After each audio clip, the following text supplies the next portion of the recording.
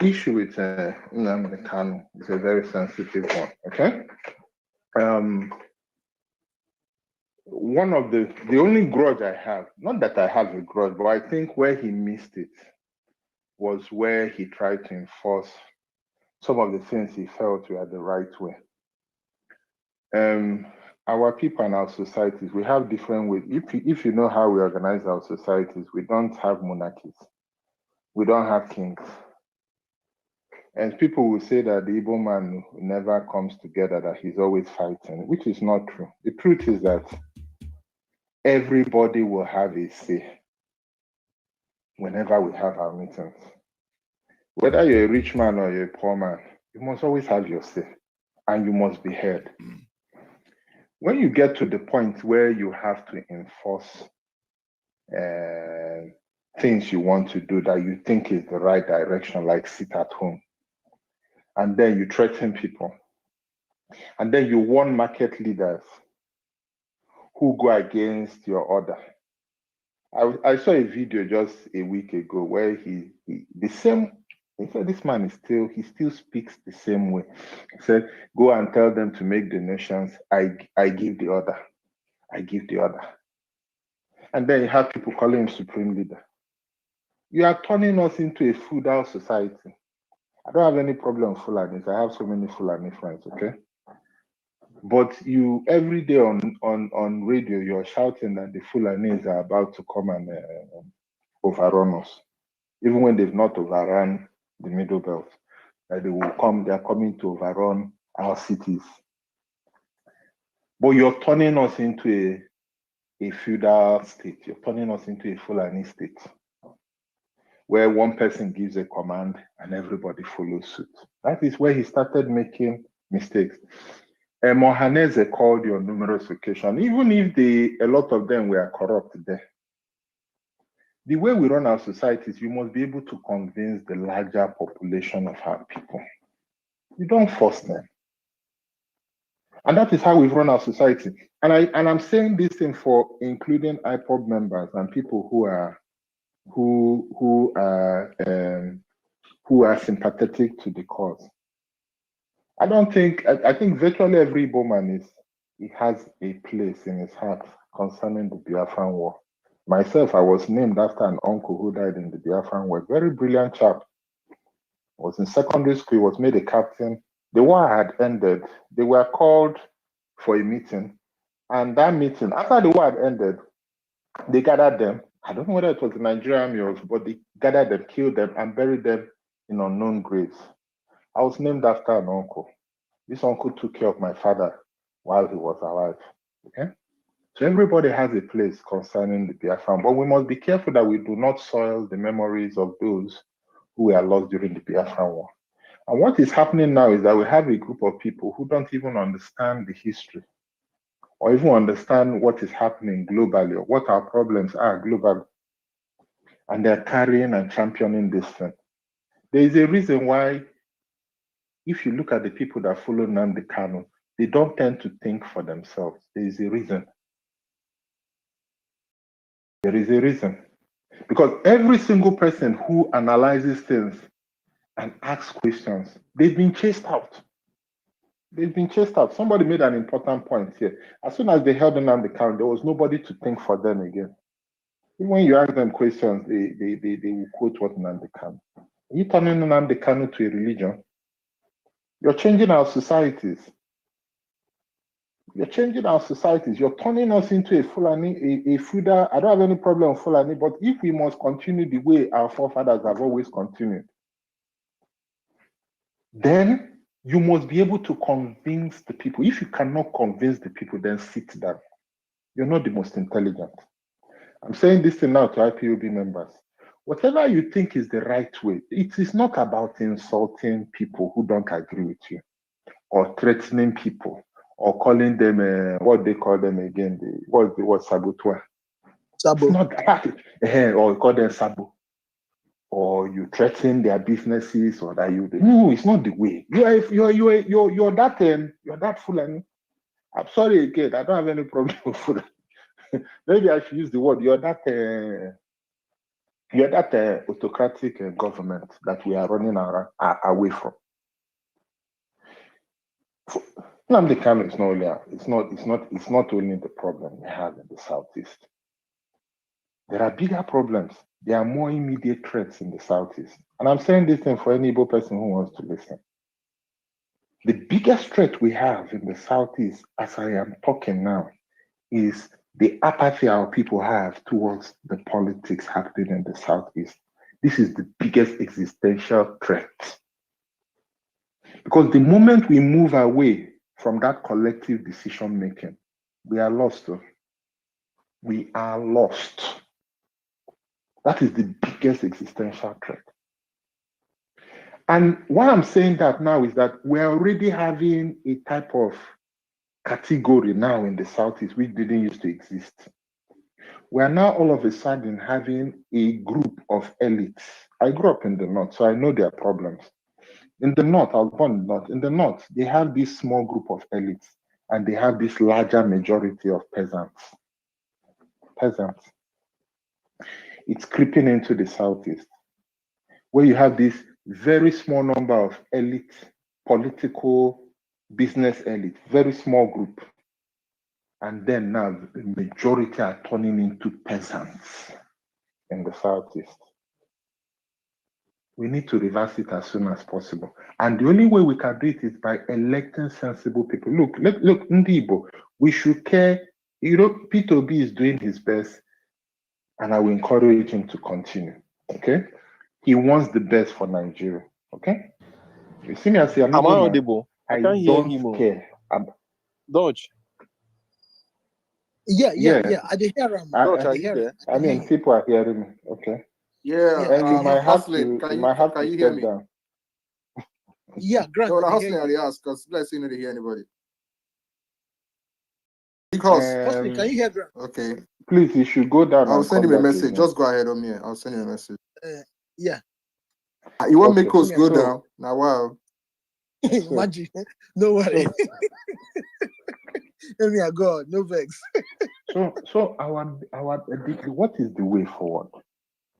If ever know and where I am, I don't care about who is in Asurok, at least for now. If anything, I have learned that we need to start locally and then move out. We have bigger problems in the Southeast. And what we are fighting is not Fulani.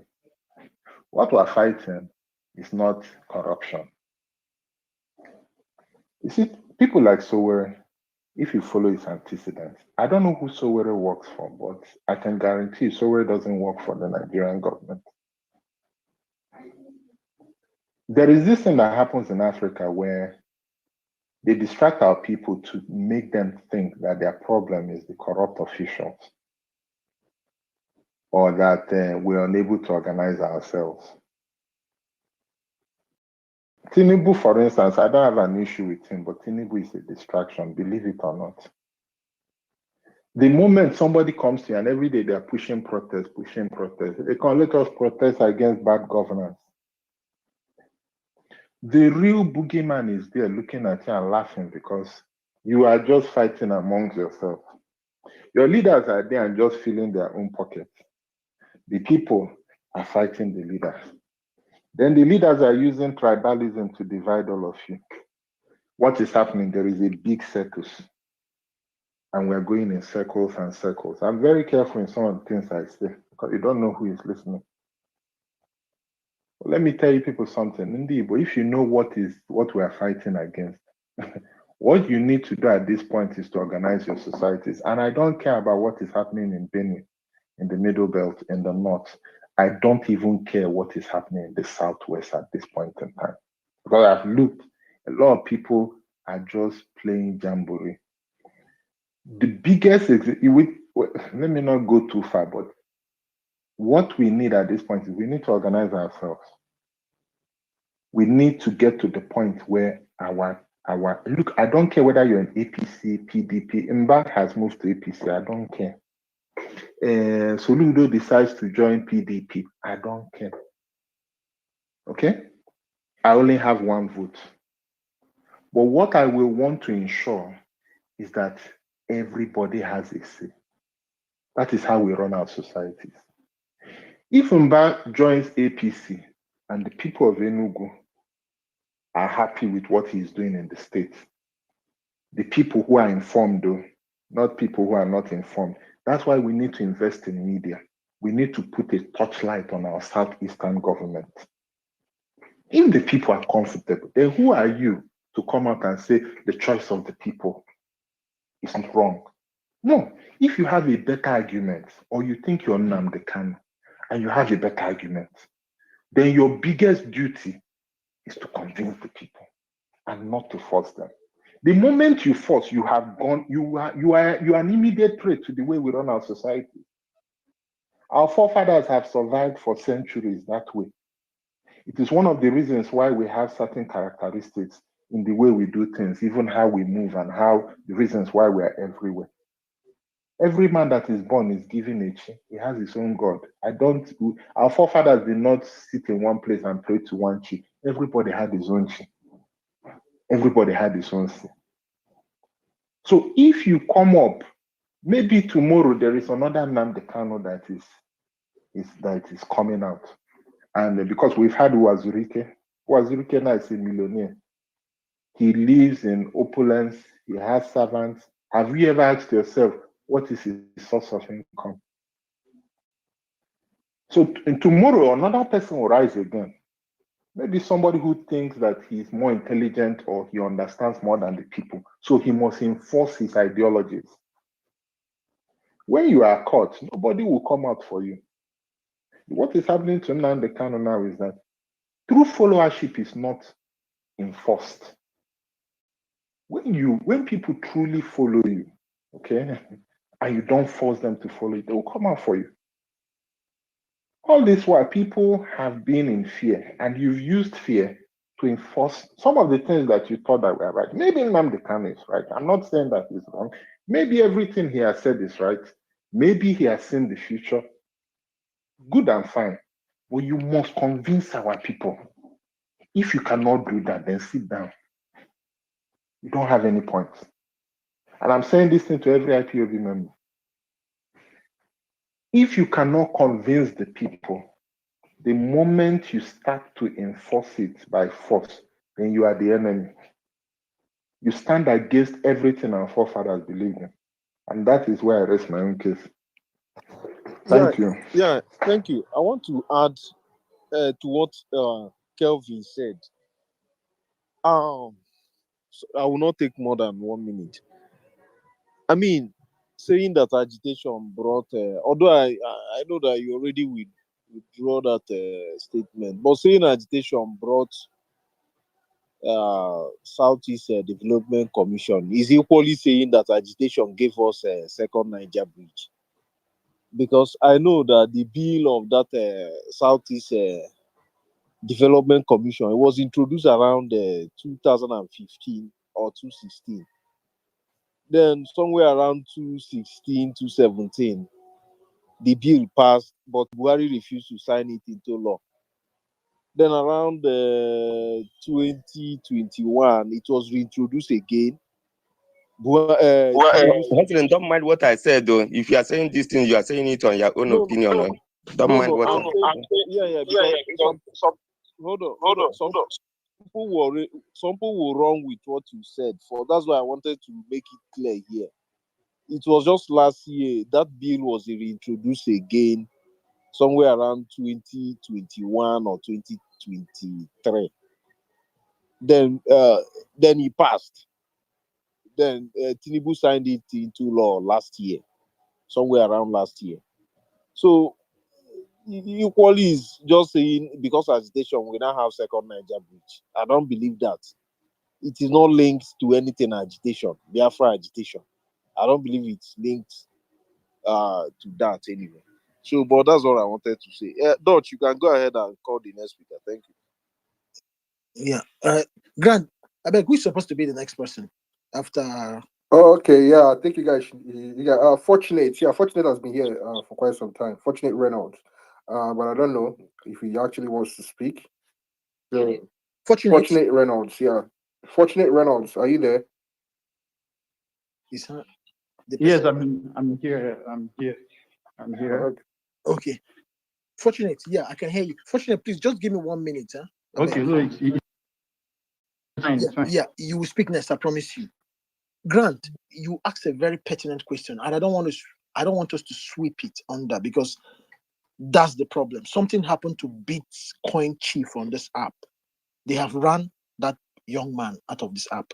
You asked a question, foreign remittance.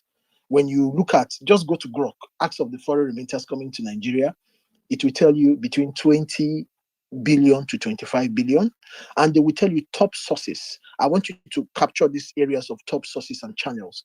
They say the US is the largest source, accounting for over 40% of flows due to its large Nigerian migrant population, estimated at over 400,000, right? Then the next place is the United Kingdom. Don't forget that US is accounting for 40%. The next place is the United States, accounting for 25 to 30%. Then we have Canada and EU countries. Then the last place is the smaller shares from UAE, South Africa, and other insignificant countries. Bitcoin Chief said something that made I pop. They went on this blackmail, as they always do. Sadly, I don't know why the guy ran out. We need to stop running. The problem of insecurity, the financiers of insecurity in the Southeast are Igbos in diaspora. 100%. I owe nobody an apology. It is Igbos in diaspora that is financing the death and destruction of the Southeast. Our region was a place. The Fulanis didn't conquer us. Yoruba didn't conquer us. Bini, nobody conquered you. The first time in our recorded history that we are having what is called like a civil war, something close to a civil war, or what people would call a schism. This is why I said I kissed Florence's hand. She said, let the kite perch, let the eagle perch. The first time we were having a schism, Ojukwu and Zik did not agree until they died. But we didn't have this kind of toxic relationship between Ojukwu and Zik. Everybody respected the other person. Nnamdi Kanu brought it upon us. Can we remember that meeting Nnamdi Kanu went to US in, is it Igbo Guinea Forum? He asked for arms. I think it's called Igbo World Congress or something. Thank you, Igbo World Congress. And I think it is still that same Igbo World Congress that Grant, our brother, went for, Bitcoin Chief. And he told us, yes, it is still that same Igbo World Congress. He told us that it is Igbo in diaspora. When you look at Nigeria, you see that most Yoruba people who were educated abroad, right from Awolowo, they were always going to UK. Dutch. Yeah. Anom na here, anom na. Etete mola no toto on a Sunday morning. And say kam nene na space. I stumbled upon a space. Ebana eme donation. Ezoli.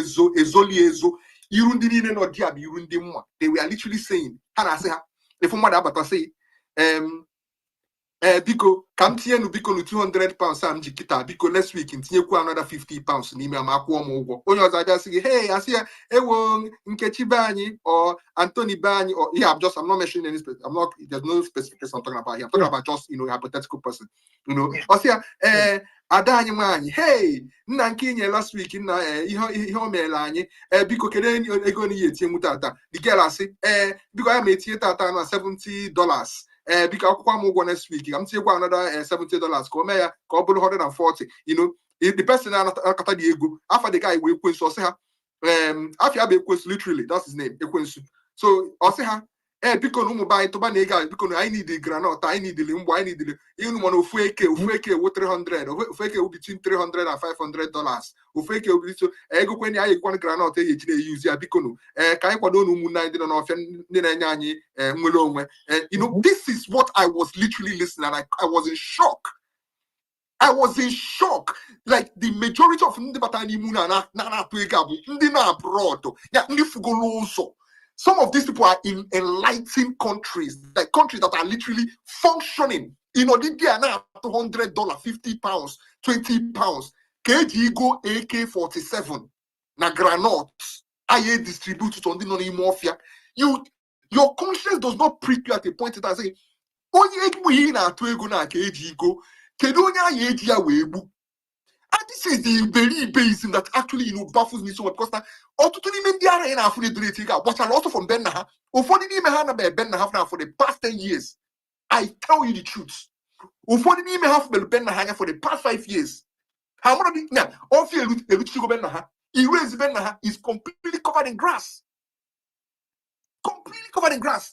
Also, Choroha, like I'm Jina Jumbibu, we must come up here and tell me. Can you have one net positive? A hustle your space, you crash now. Can you have one net positive? This entire nonsense has brought Jumbibu. I think how one good he has done for us. If you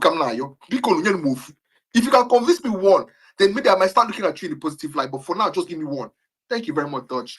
This space will crash very soon. Hustling, are you there, please? Just let the next person go before it crashes. You have just about Okay. 2 minutes or something. Yeah, because this thing Grandmaster said, even this Yoruba journalist, I've forgotten his name, that guy who investigated custom. He went to that Simon Ekpa's room. He came out with how much these people contribute. I said the biggest problem the Igbos have are Igbos in diaspora, especially Igbos in America. They are the biggest donor. What comes into Nigeria every year is 20... You see the Igbos in Europe. No, wait until you see the Igbos in Europe. No, US first. Let me break it. Now, our first 11, the frontliners of Igbo are still Igbos who went to US. There is something Britain did in Nigeria. British intentionally channeled Yoruba people to UK. Then channeled Igbos to